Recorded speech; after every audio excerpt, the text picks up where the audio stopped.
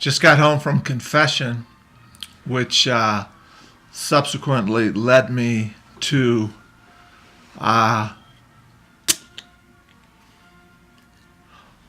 it's O'Doul's. O'Doul's.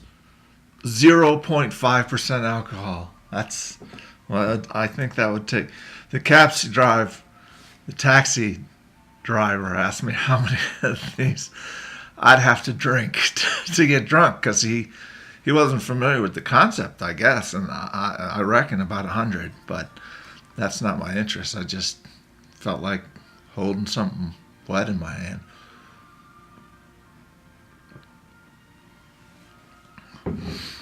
Excellent confession.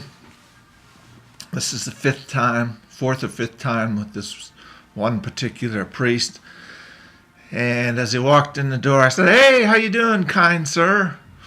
And he kind of mumbled, but no real response that I could discern. And Bernadette later told me that was improper. And I said, "Well, it's very proper every once in a while to be improper." And I sat in there, and this is like therapy on speed, therapy on steroids. It's an incredibly powerful experience. I've been anti-Catholic all my life, certainly not pro-Catholic. And so now getting into this, I'm just going, this is blowing my mind that this thing can be possibly legit. And I can't handle quite doing both, Mass and confession. But I said, "Look, I can't keep taking care of my girlfriend." And they said, "Well, doesn't she have any family?" I said, "Yeah, she has family with means." And he said, "Have you told her that you can't keep doing this?" And I said, "No, not really." And he said, "Well, maybe that's something you ought to think about. He has a really good style. Maybe you'll let me film him one time." And so, confession's over, and a powerful thing when they put their hand there, just lightness. And if you ask me if someone could absolve my sin by a mortal man, I would say, no. You should see my writings about Martin Luther. No, but I can't deny what I experienced. This is all prelude. So I knock on my girlfriend's door. She tells me she's hungry. I just automatically bring Pepsi and cigarettes and tell her that I'll walk out later for whatever she's hungry for. And I said, "We got to talk about confession, and I want to talk what the priest said about our relationship and about your relationship to your family." Not what I said, what he said. And she knew it was going to be a rough ride, and she gave me about 3 sentences and then just exploded. Just absolutely exploded. And I had the O'Doul's, non-alcohol, over at her house. I don't work for them. I should, shouldn't I? O'Doul's, your non-alcohol beer. Fix my teeth. Your non-alcohol beer that won't get you kicked in the mouth. So she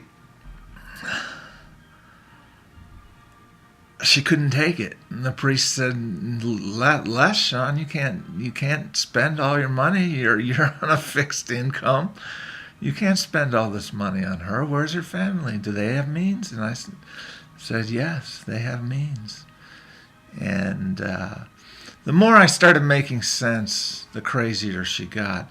And I was just kicking back, sitting in the living room, having the O'Doul's, and there was 3. I just drank them down like regular lemonade.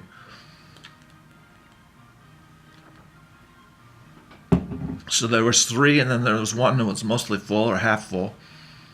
And she said, "Take those out of here." And at that point, I was not taking any orders. And so I just quickly walked. The cab had arrived. And her moment of glory was what to do with those bottles.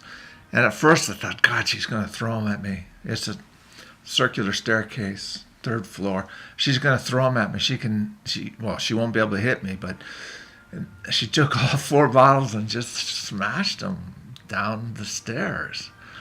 And Yikes. So I guess I won't be going to the family party tomorrow. But the main thing I got out of confession is if you want something to change, if you want more power and authority in your life, especially spiritual authority, then you have to grab hold of it and see what works and see what doesn't work. And I don't know, this is pretty weak, but it was a great time. Pilgrimage and confession, I just think are unbelievable concepts. Healing's not so bad either. All right, out.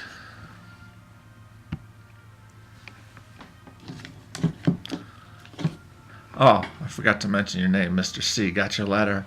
Outstanding. And I thought I'd address it later rather than do a weak job now. You're my one listener to my vlogging. I like that. I kind of like that.